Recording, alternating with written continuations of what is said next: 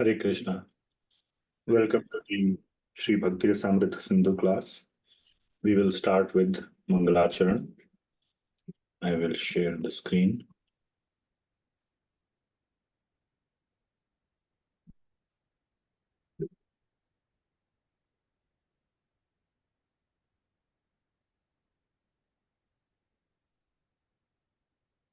Om Ajnanatimirandhasya Jnananjana-shalakaya Chakshurunmilitam Yena Tasmai Shri Gurave Namaha.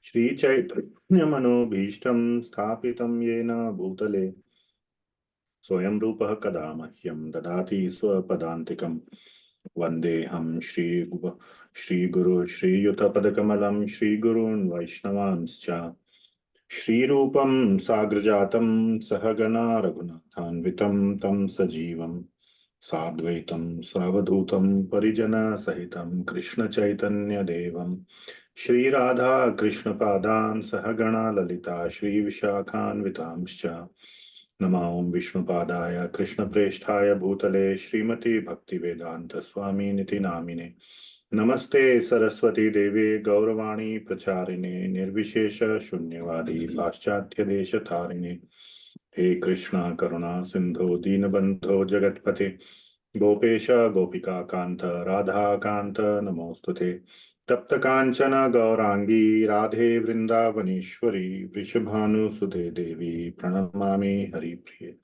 Vanchakalpatarubhyascha Kripa Sindhubhya Evacha Patitanam Pavanebhyo Vaishnavebhyo Namo Namaha Jaya Shri Krishna Chaitanya Prabhu Nityananda Shri Advaita Gadadhara Shrivasadi Gaur Bhakta Vrinda Hare Krishna Krishna Krishna Hare Hare Hare Ram Ram Ram Hare Hare. Srila Guru Srila Prabhupada ki jai. Okay. We will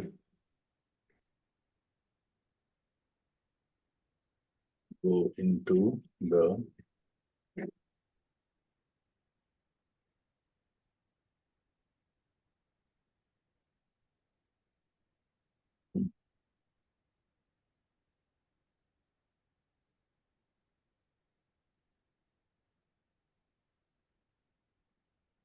I will share the screen. So Śrī Bhakti-rasāmṛta-sindhu by Srila Rupa Gosvami, Prabhupada.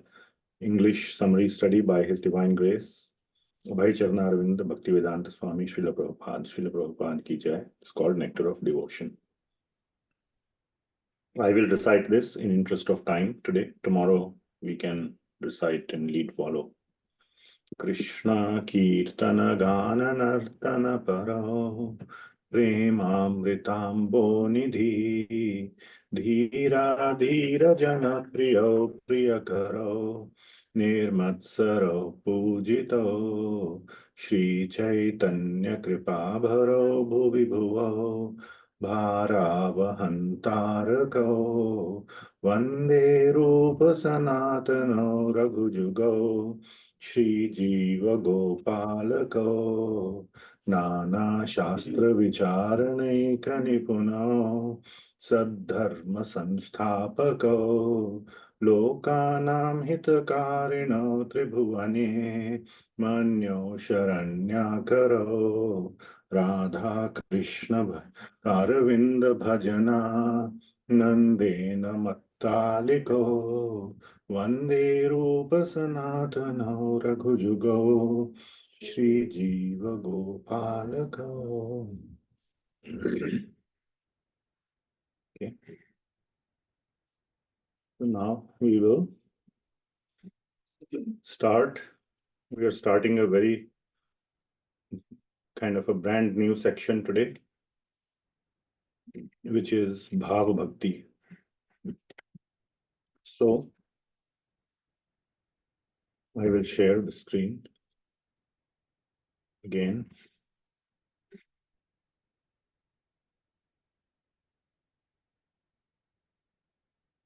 Okay. I hope the screen is visible. Okay. So, we are studying Bhava Bhakti now. So, we have completed the study of Raganuga Bhakti, and with that, we completed the study of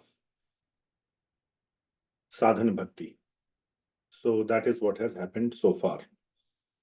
So, in one line, Bhava Bhakti is the preliminary stage of Prema Bhakti. So that is the fundamental point. If you want to just get one thing out of today's class, it is this, that it is the preliminary stage of Prema, Krishna Prema.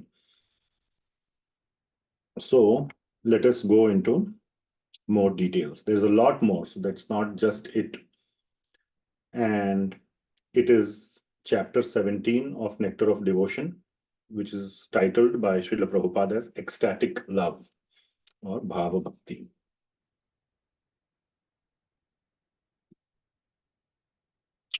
Okay, so let us see how it fits in. Okay, I should have added one more bullet here. I was thinking of adding. Now I'm seeing that I forgot. So the bullet that I wanted to add was the main definition of uttama bhakti. So what is the primary characteristic of uttama bhakti? Who can tell me? The primary characteristic of uttama bhakti.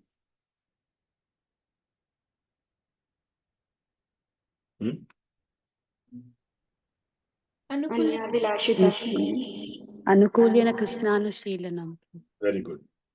It is not anyabhilashita shunyam. That is the gauna or the side characteristic, secondary. Jnana karmadi anavritam is also secondary. The primary characteristic is anukulyena Krishna anushilanam. So that is the primary characteristic. So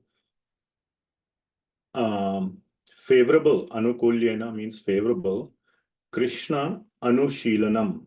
So this word, if you go through the detailed commentary of 1.1.11, you will see that the anushilanam, and anu means, one of the meanings of anu is continuous, but shilanam, the meaning is divided into two parts. One is known as Cesta rupa and one is bhava rupa. Okay. So what we do favorable things, or again, I'm saying do favorable things. It makes it sound like you do with your hands and feet and words. But the favorability can be expressed towards Krishna in two ways: by action and by moods, feelings, and emotions. Now, this is different from mind also. You can do actions from the mind as well. So, for example, we studied how to do manasik seva, how to do seva in the mind. Now, that is different from mood, feelings, and emotions. That is bhava.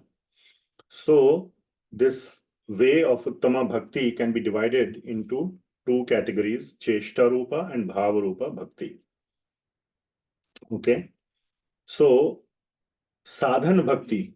What is the definition of sadhan bhakti? Who can tell?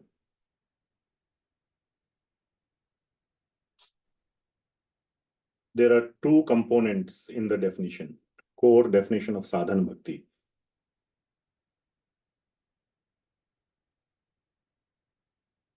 Yes, Shyamji. Hare Krishna, Prabhuji, Dandavat Pranam. So, Prabhuji, it is bhakti that we use our senses to perform, and one that will lead us towards bhava. Perfect. So it is also kind of mentioned here. Actions done. So actions that are done through our senses, which includes the mind. And as a means of attaining the sadhya, the attainable, or the one that is to be attained, that is sadhya, which is bhava. So that is sadhan bhakti. So it is executed by our senses, and the goal is to attain bhava bhakti.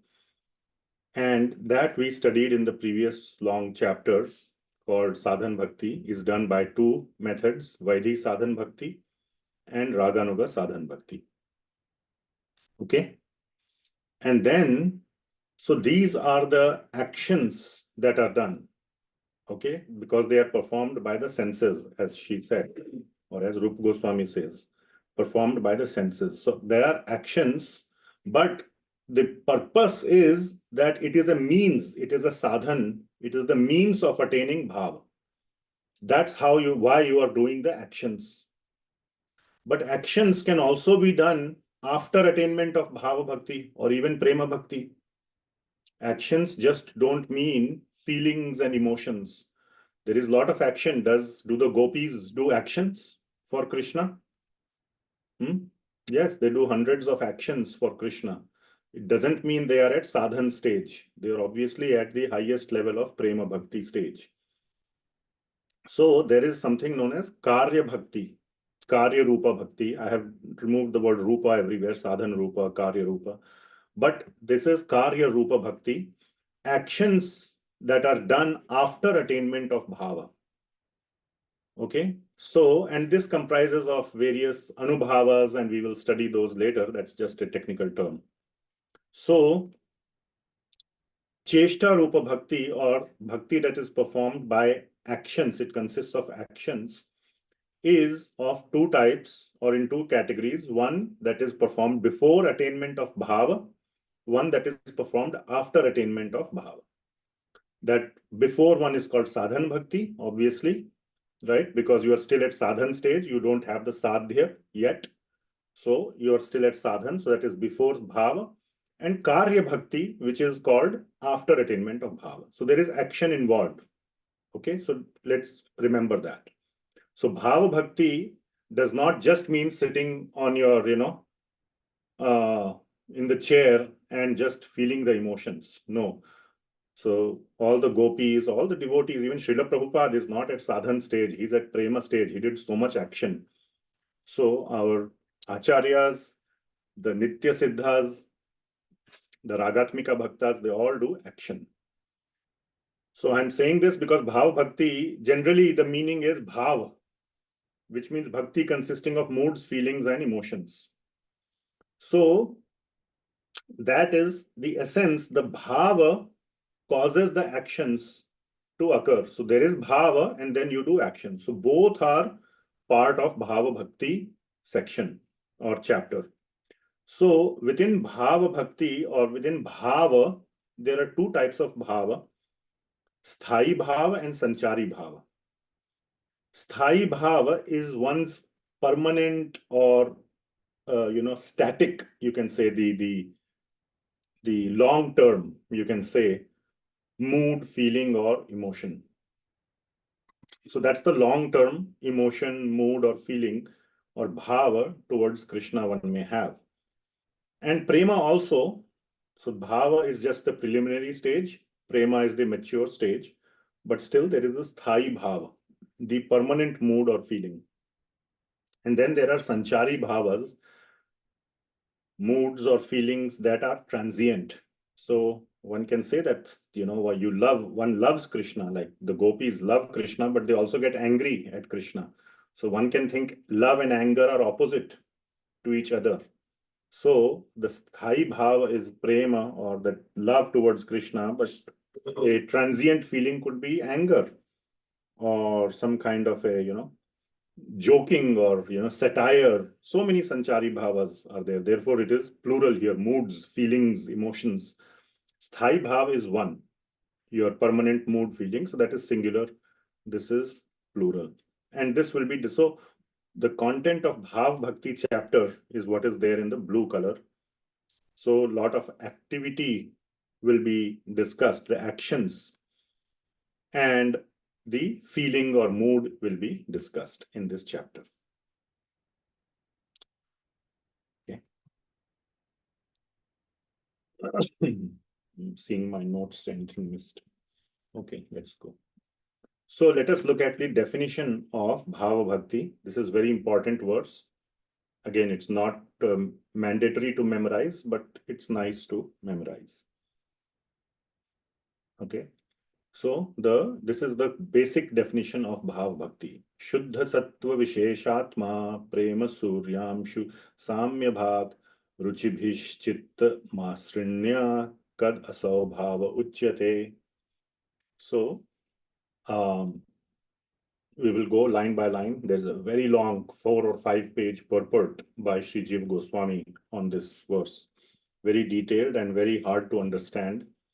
I was, trying to understand it in detail, and it took me a very, very long time. So anyway, I'm just giving you the essence or the summary of that. So there are 3 characteristics of Bhava Bhakti that are described in the first 3 lines. So that is how the structure of the verse. So please understand the structure of this verse. And 3 characteristics of Bhava Bhakti are described. And last line it says, Kad asau bhava uchyate. Such bhakti is called Bhava Bhakti. Okay. So what is Bhava Bhakti is described in the first 3 lines. And among the first 3 lines, the first line is the primary characteristic. Just like I just asked, right? In, what is that? Uttama Bhakti. What is the primary characteristic? Anukulyana Krishnānushīlanam. So that 3rd line is the primary characteristic. The first 2 lines were secondary, right? Anya Abhilashita Shunyam and Jnana Karmadi Anavritam. They were secondary. Similarly, here, the first line is the primary characteristic. What is it? Shuddha sattva visheshatma. We will unpack it a little bit. The next 2 lines are secondary characteristics. Prema surya amshu samya bhak and rucibhis citta masrnya. So we will see what those are. So the primary characteristic is that Shuddha Sattva. So what is Shuddha Sattva? Shuddha Sattva is transcendental goodness. Sattva means goodness, but this is not the material mode of goodness. This is 100% purely spiritual. So it is the Shuddha Sattva, or the pure goodness, what is called, which is Guna Atita. It is beyond the 3 modes. So it's completely spiritual.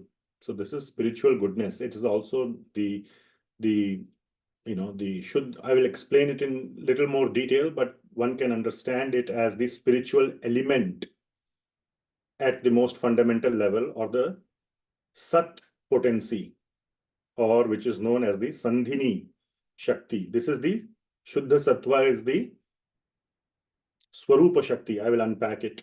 I have a slide on this. Okay. So that is Shuddha Sattva.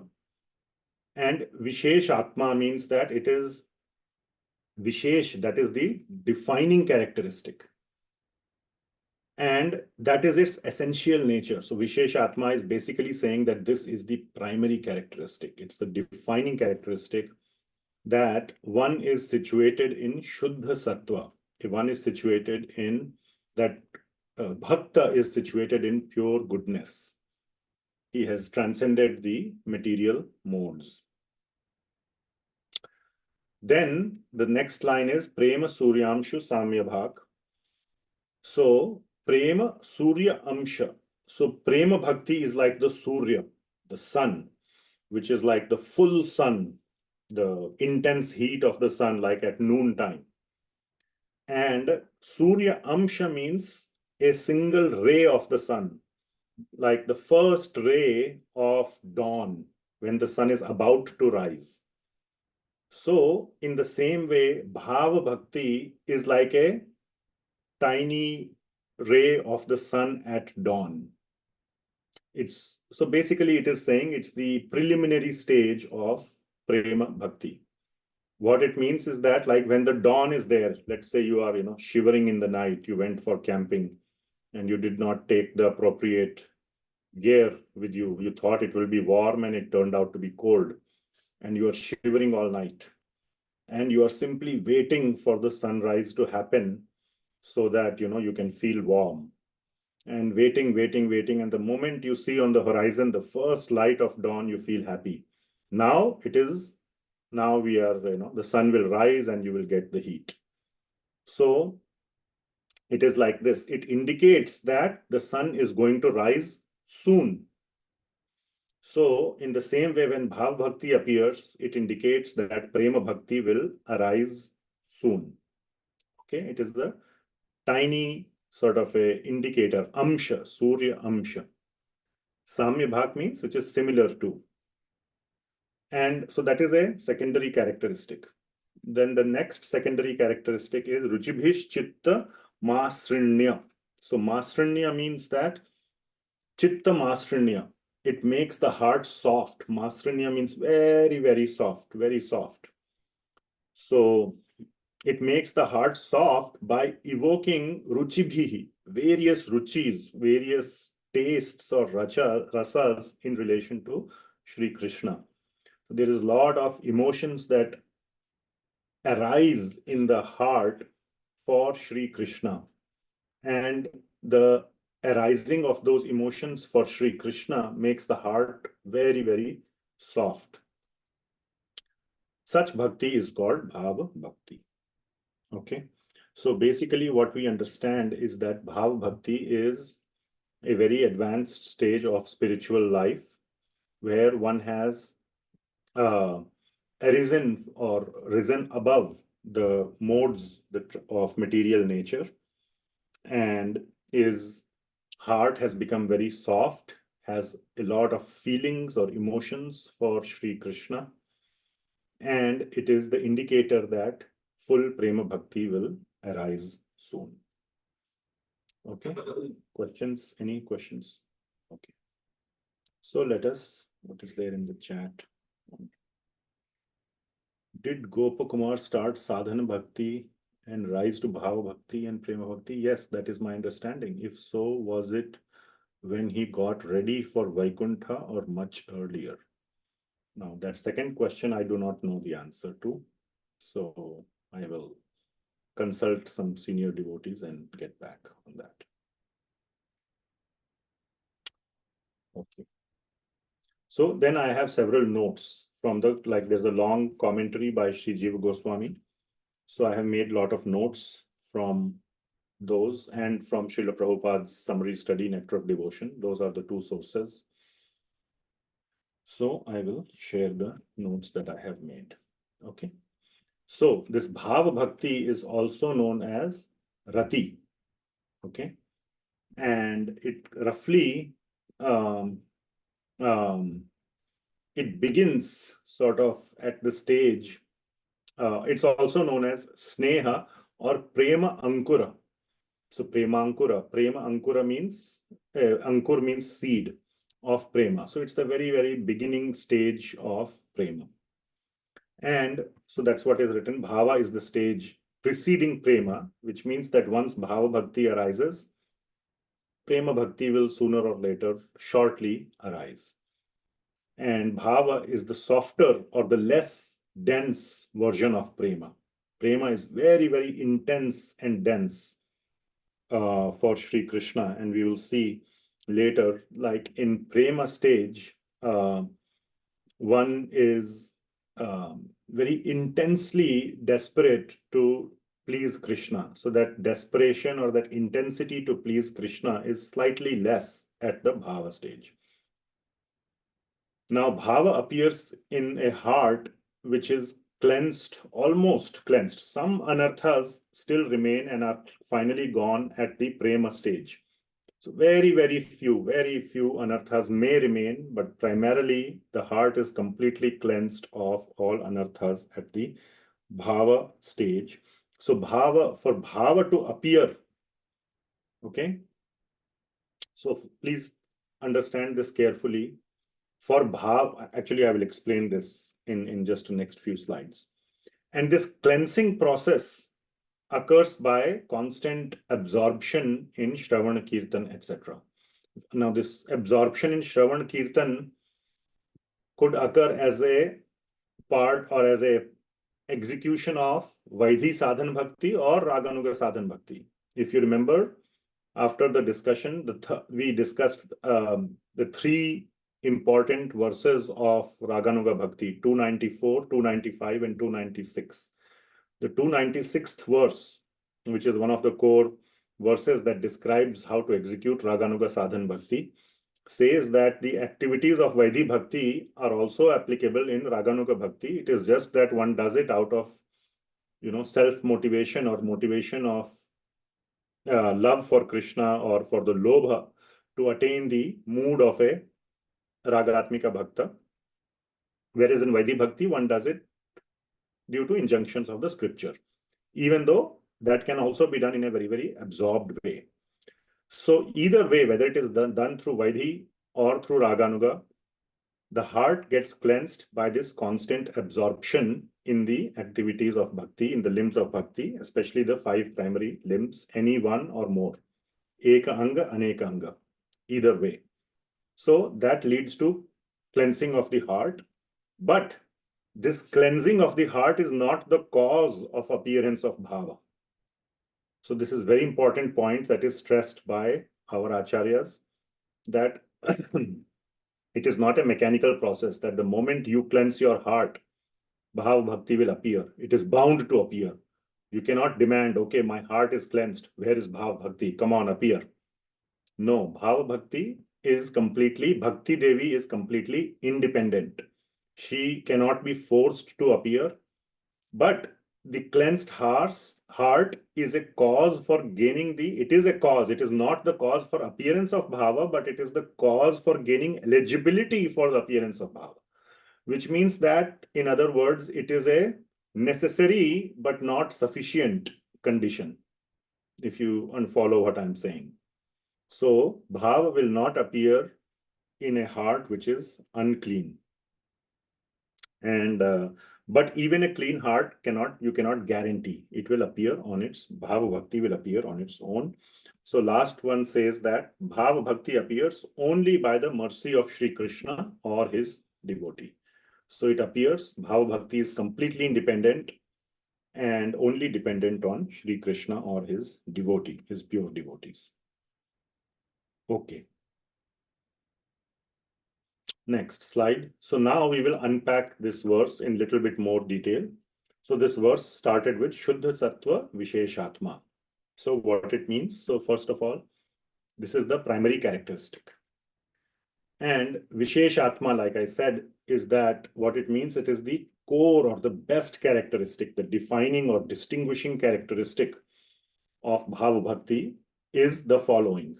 So visheshatma is saying that this is the defining characteristic, that it is Shuddha Sattva. It is fully transcendental. It is beyond the material modes of nature, Sattva, Rajas, and Tamas. So this Shuddha Sattva is not equal to Sattva Guna. Sattva Guna is the material mode of goodness. So that you have all studied in Bhagavad Gita or other places. So like a materially good person, what you say, oh, he's a thorough gentleman. So that is mode of goodness. He's in the mode of goodness. That has nothing to do with Shuddha Sattva. Shuddha Sattva is fully transcendental.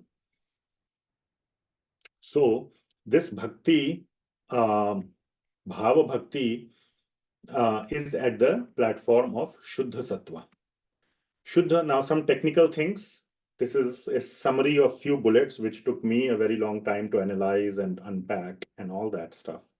But I'm just going to present it, and I understand it might be hard to understand, but we will still go over it in brief. So Shuddha Sattva means that it is the Swarup Shakti of Sri Krishna, the spiritual energy of Krishna, not the material energy of Krishna. Okay, what is the material energy of Krishna called? Maya. So that is the energy of Krishna by which the material world is controlled.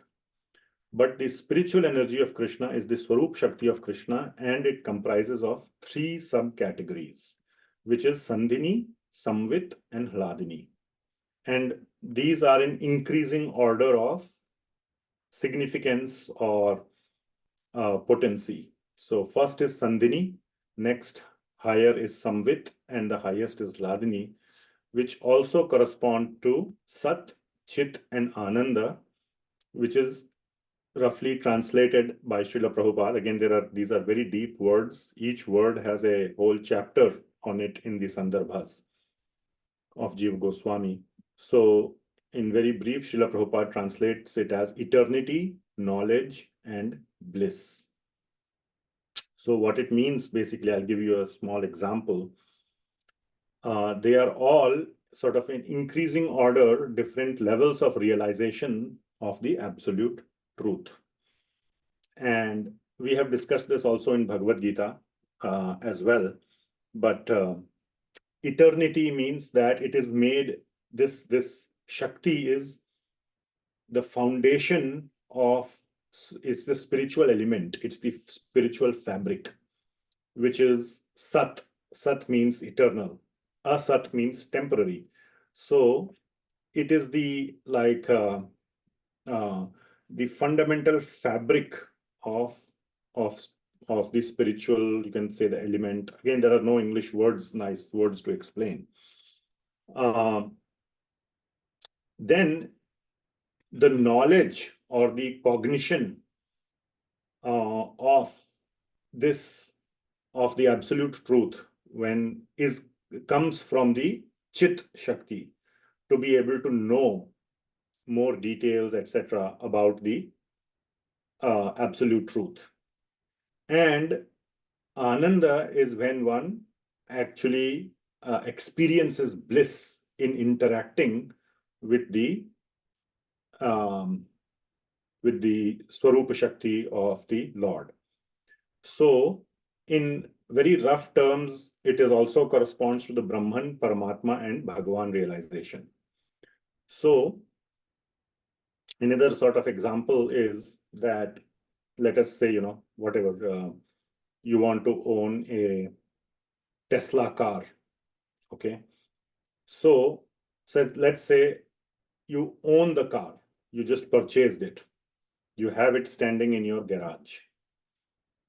There is happiness just by knowing that, or just by, not by knowing, but by being the owner of the car. I finally own it. So you are having this feeling of beingness of the owner. So that gives one level of happiness. Then knowledge means, then you open I'm sure Tesla must come with a very big manual because it has all these functions. So you start reading, you start becoming familiar with it. So again, you become familiar with the form of the vehicle.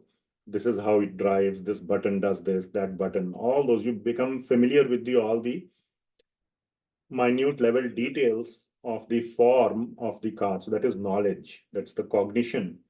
And that gives you a whole new level of happiness.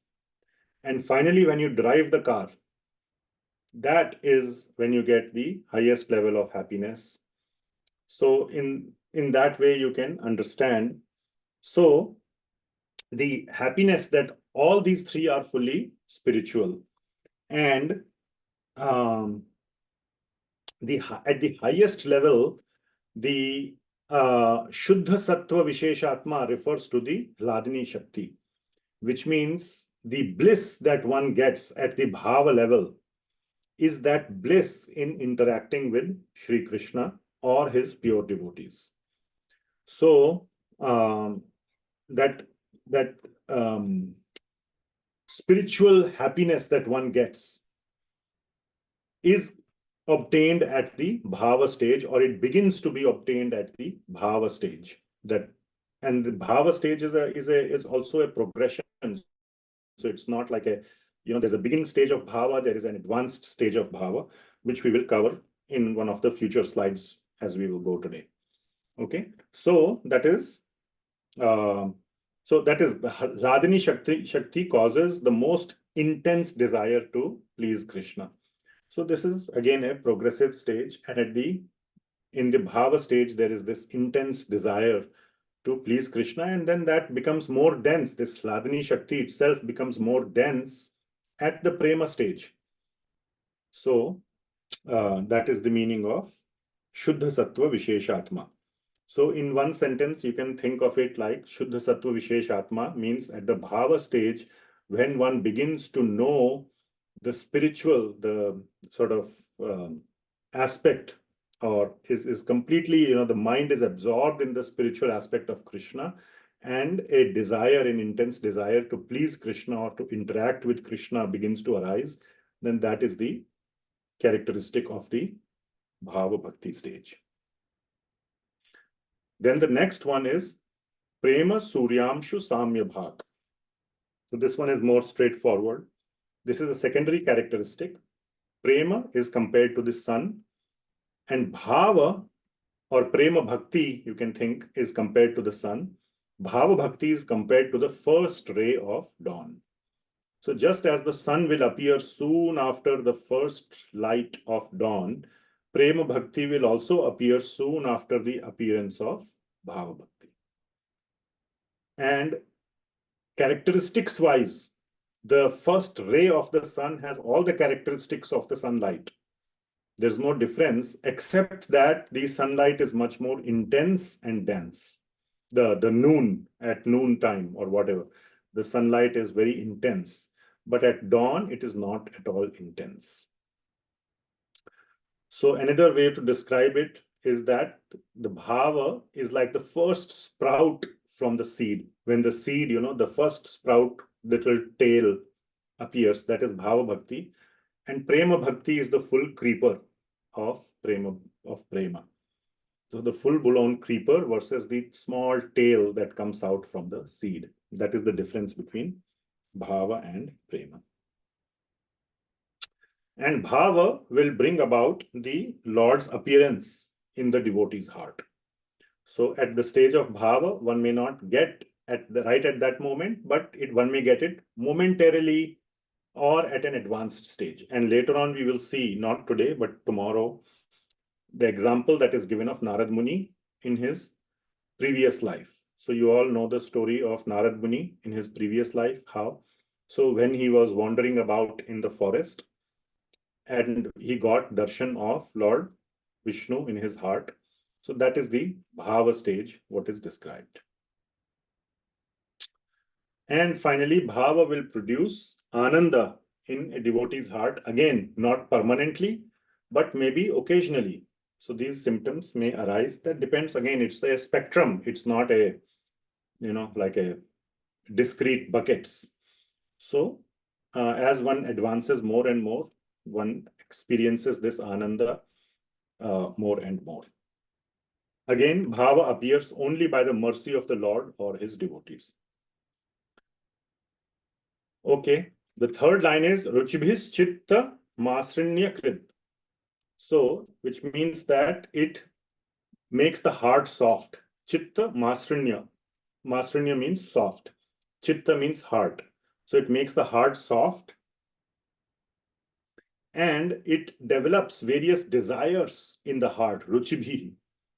So again, this is a secondary characteristic. Bhava softens the heart due to its desires to serve the Lord favorably in various favorable ways. What are various favorable ways? Shri Goswami describes 3 different ways. Desiring to meet him, prapti abhilasha. So there is a strong desire to meet or obtain the Lord, prapti. Second one is anukulya abhilasha. So anukulya means, in this case, by trying to please Krishna in various favorable ways, anukulya. So whatever one can do, one always is absorbed in thinking how to please Krishna. And desiring to be very close at heart with him in various modes. It doesn't only mean friend. It could be in various modes to be close at heart with him. That is known as sauharda abhilasha. So these are the symptoms, or this is the rucibhi, and ultimately it causes the softening of the heart. And acharyas explain that this softening, this softness is as soft as freshly churned butter, not your Costco or your Amul butter. Sometimes it becomes so hard that even the knife breaks. So not that processed butter, but if you have freshly churned butter from the malai or the cream that you have collected from the milk, and you churn it, that butter that comes out is so soft, that even if you put it on like hot roti or parotha, that butter will just melt. It is so soft. So you should try and churn some butter and see how soft it is. All right. And the last line is asau bhava uchyate. So that bhakti is called bhava bhakti. So such bhakti which causes the aforementioned symptoms, so the previous symptoms, that is called Bhava Bhakti, and it unites itself with the heart. This point we will cover later today in the slides. First, the Bhava Bhakti is in the heart, or you can say mind. Mind and heart are similar. Okay, mind does not mean brain, mind means heart. So it appears in the heart, and then it becomes the heart, which means that the heart is all it carries. All that the heart carries is Bhava Bhakti. The heart becomes Bhava, full of Bhava Bhakti, or it just becomes Bhava Bhakti. Okay, and it stays there permanently. So again, once upon reaching Bhava Bhakti, it is permanent. Now one can say that Bharat Muni, not Bharat Muni, Maharaj Bharat, who gave up everything and went to the forest. I'm talking about 5th canto, where the story of the Maharaj Bharat and then the deer and then Jad Bharat, that whole episode, it is said that he was at the Bhava stage, but he fell down. But because he fell down, that is why he found a place in Bhagavatam. It is so unique and so rare. Just like Ajamil, just by taking one name, Narayana, he was saved, even though it was not taken with the intention of taking the name of the Lord. So those are very, very, very rare scenarios. So yes, there can be very, very rare exceptions, but Bhava Bhakti stays permanently in the heart. And it manifests as a variety of emotions or feelings or transformations in the heart that are favorable to Lord Shri Krishna. Okay. Any questions? There's something in the chat.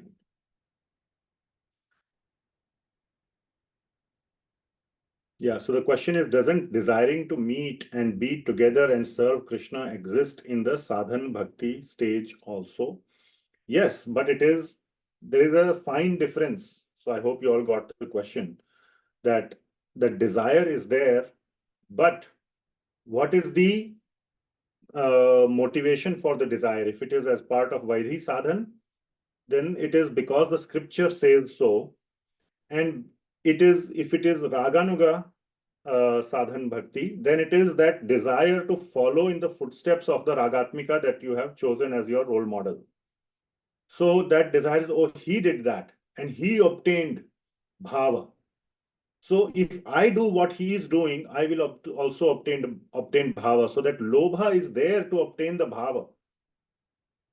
His bhava, if you remember the definition, is that you want to attain the bhava or the mood of that Ragatmika Bhakta whom you have been inspired by.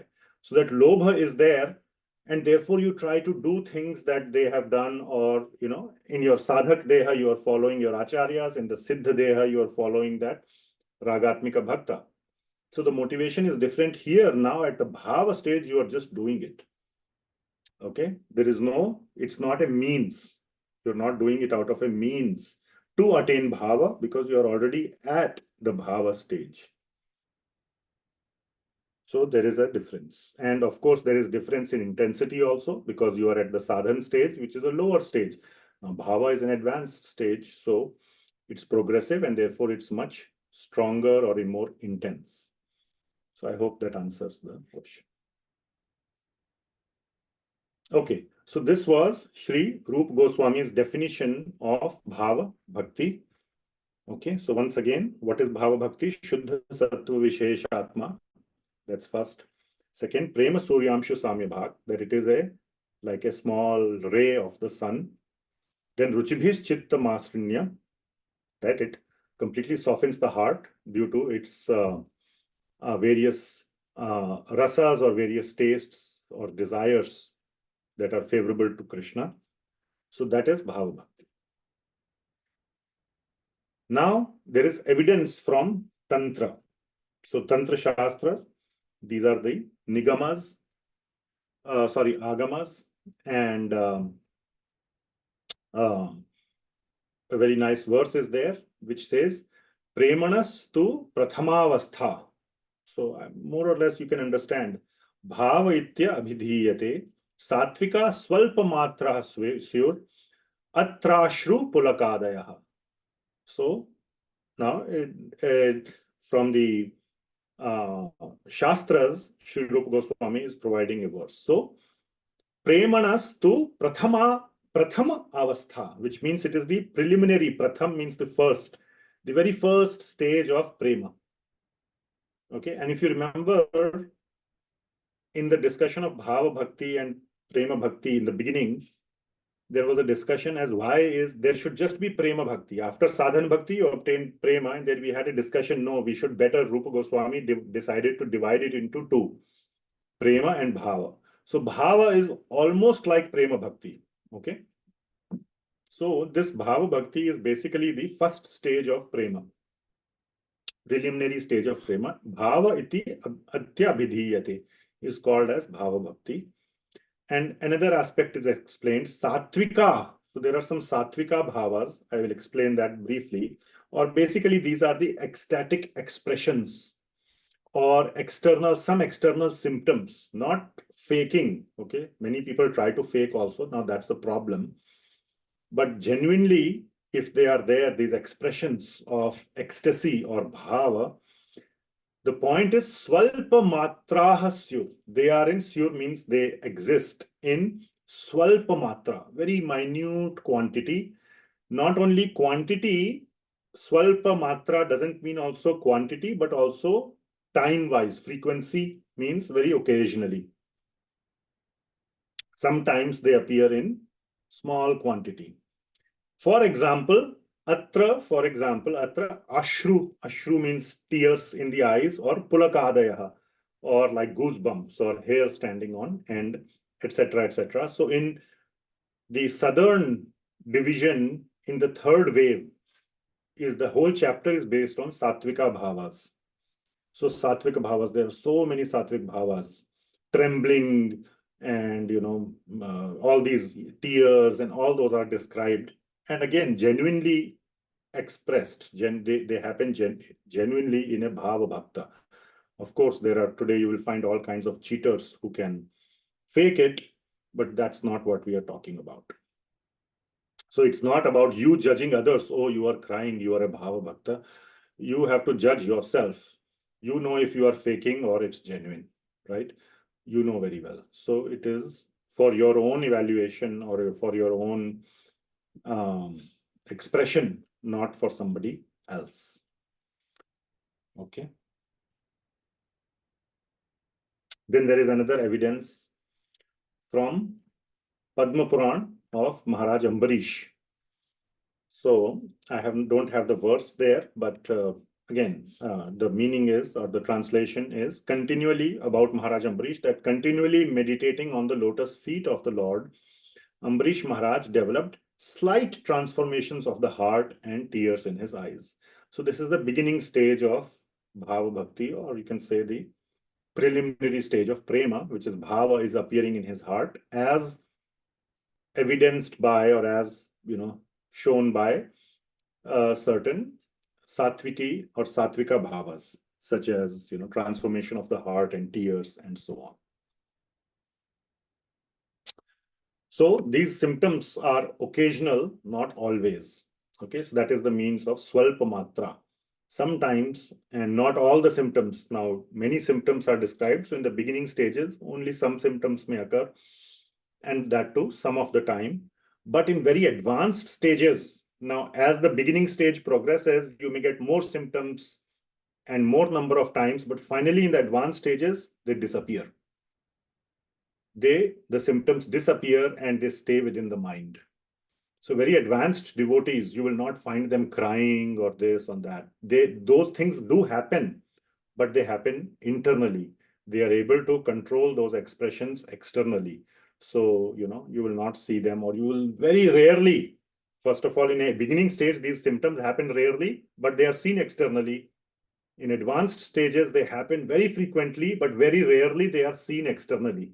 Because they are so advanced, they don't show it, or they just experience it in the mind. Okay. Okay. Next. So advanced stages of Bhava Bhakti. So these two, so till now we covered 3 verses of Bhava Bhakti. Then 2 more verses, advanced stages of Bhava Bhakti. So initially, Bhava Bhakti appears in the mind. Okay. Now we also talked about Cesta, the karya, which means the activities that one does out of Bhava Bhakti. We'll come to that. But initially it appears in the mind. Again, it appears independently. It reveals itself, self-revealing. Of course, there is a necessary precondition of eligibility, which is a cleansed heart. But that is not the cause, or that alone is not sufficient. Okay, so it appears independently. And similarly, to go from beginner stage to advanced stage also happens independently. Okay, you cannot do anything. You cannot force the movement from beginning stage to advanced stage.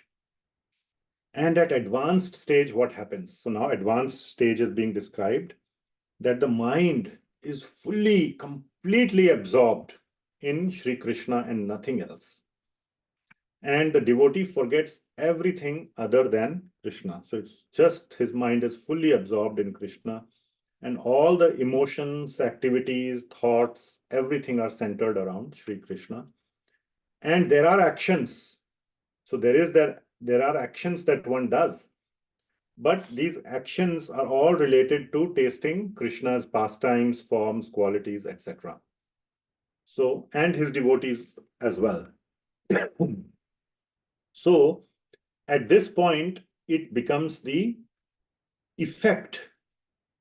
At the sadhan stage, one was doing same things. This was sort of I think the question that was asked, that at sadhan stage, one was doing it as a means, either out of scriptural, do's and don'ts, or here's what if you do, you will lead to bhava stage, etc. Or that desire to follow a ragatmika bhakta, and externally the previous acharyas, internally the ragatmika bhaktas. So that was the motivation to do it, but one was doing it consciously as a means, that if I do all this, I will get somewhere. There is that, thing to get somewhere. There is a prize waiting. There is, something like you got.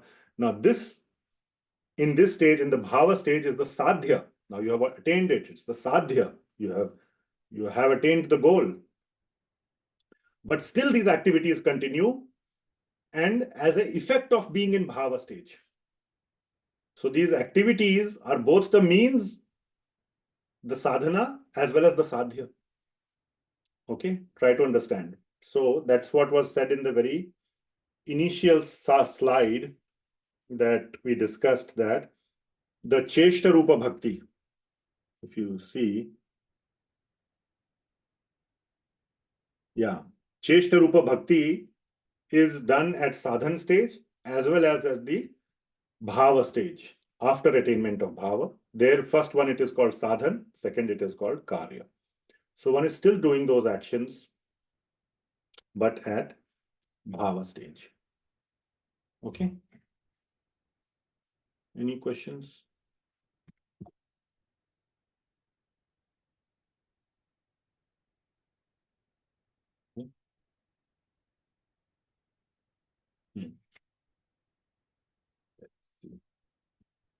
Okay, next section is now the various means of reaching Bhava Bhakti. How one reaches the stage of Bhava Bhakti. So we already know that there are 2 ways of reaching Bhava Bhakti. What are the 2 ways of reaching Bhava Bhakti? Who can tell?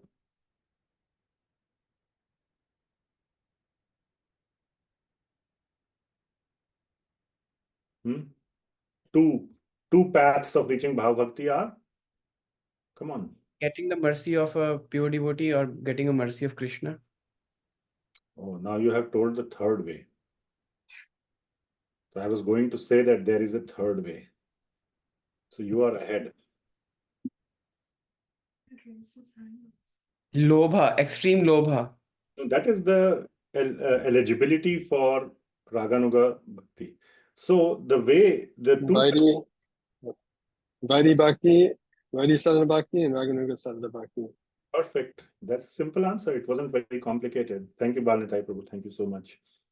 So, Vaidhi Sadhan Bhakti and Raganuga Sadhan Bhakti. Sadhan Bhakti leads to Bhava Bhakti, and these are the two categories of Vaidhi of Sadhan Bhakti. So, both of those lead to Bhava Bhakti. Okay. Now, to get that lobha within the Raganuga Bhakti, Sadhan Bhakti stage, you need mercy of devotee. But there is a third way to get Bhava Bhakti directly without going through Sadhan Bhakti stage. And that is by mercy of a devotee. So mercy of devotee is so powerful, it can, interfere, so to say. I'm just using the word interfere at multiple stages. It can interfere, so to say, to give you that lobha to do Raganuga Bhakti. Or if you are even more lucky, you can skip that stage and directly get Bhava Bhakti, completely skipping the sadhan stage altogether.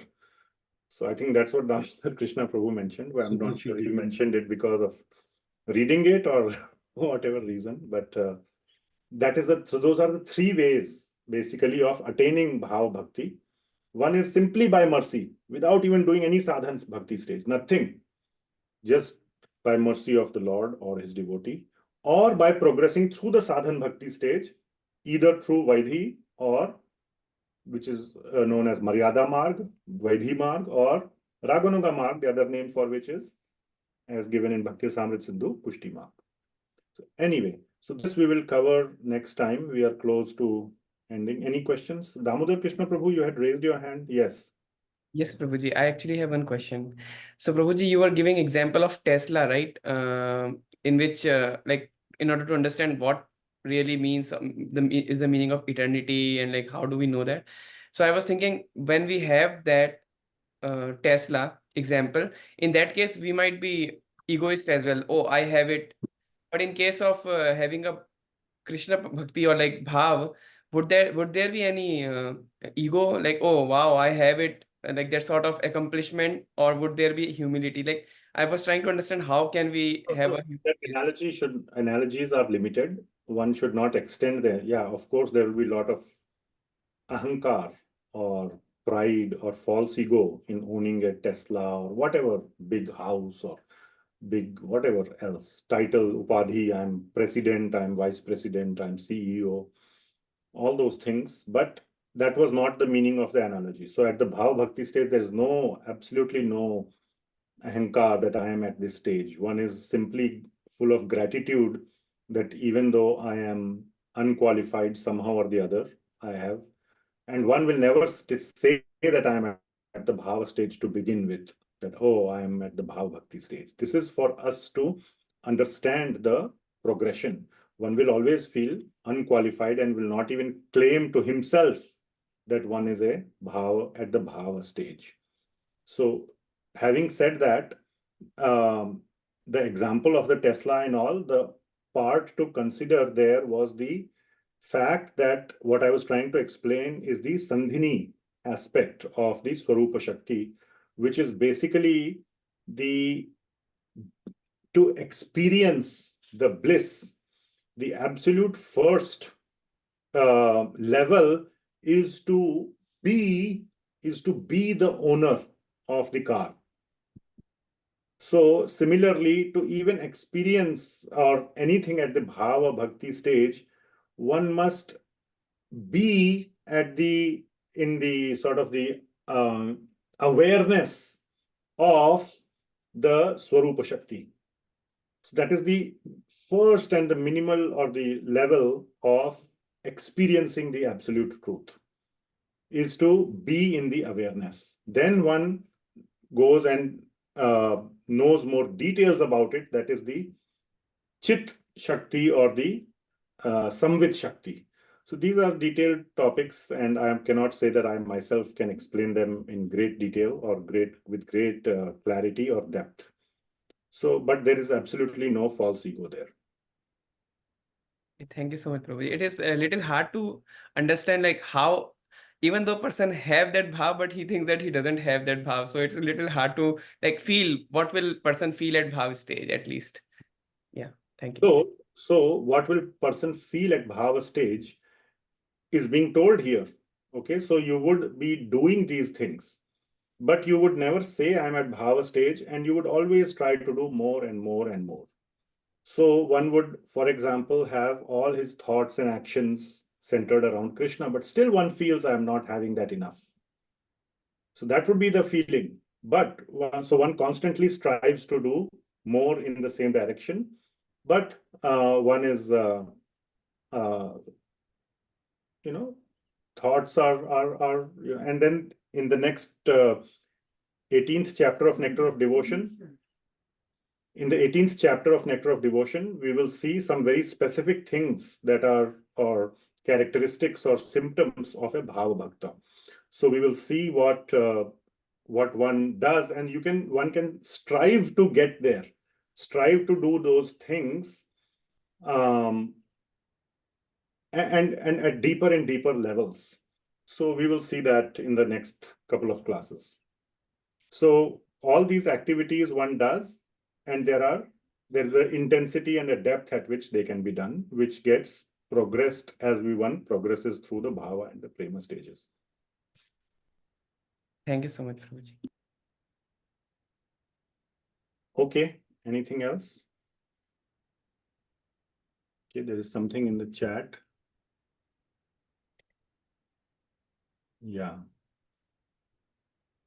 So there's another example that Sai Prabhu is pointing out about how one, simply by touching the head, one got Bhava Bhakti. In Bhava Bhakti, is one together with Krishna in human form, or is that only after Prema Bhakti? One together with Krishna in human form, or only after Prema Bhakti? So, I'm not sure if I understand the question, because being together with Krishna is only after attaining the spiritual world. So, and attaining of the spiritual world occurs after the stage of Prema Bhakti. So I would say, if I understand your question correctly, now Krishna in human form, now this we discussed last time in detail. Attainment of Krishna can happen in the human form, or which is the informal form, or in the Aishwarya Bhava, Aishwarya Jnana Pradhanata and all that. So all those happen in the after the attainment of the spiritual world, which happens after the prema stage or at the prema stage. So it is not necessarily only the human form, but any form of Krishna in the spiritual world. All right. Okay, we will end the class here. Thank you very much. We'll see you tomorrow for continuation of Bhava Bhakti. Srila Rupa Goswami Prabhupada ki jai. Jai. Jai Srila Prabhupada ki jai. Jai. Hare Krishna. Thank you, Prabhu. Hey, Very Krishna, nice. thank you so much. Hare Thank you, Krishna. Thank Prabhuji. you, Thank you, Prabhuji. Mataji. Hare Hare Krishna. Krishna. Hare Krishna. Thank you, Mataji. Thank you, Prabhuji. Hare Krishna. Thank you, Prabhuji. Thank you, Mataji. Thank you, Prabhu. Hare Krishna, Prabhuji. Hare Krishna. Hare Krishna. Hare Krishna. Thank you, Prabhu.